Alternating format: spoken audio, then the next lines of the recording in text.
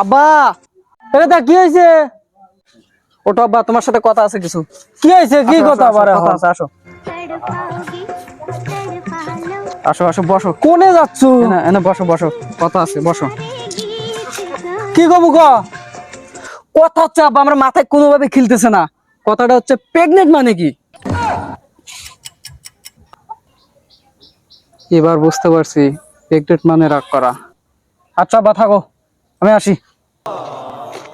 সাল আমার কি জিজ্ঞাসা করলে এটা? আর কি বুঝে চলে গেল? বুঝলাম না তো কিছু।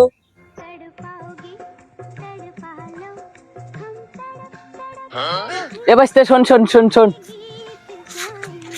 হ্যাঁ চাচা, কি হয়েছে? কেরে কেদা তোর বাপ কোনে? আব্বা বাড়িতেই আছে, আর আব্বার কাছে যায় না।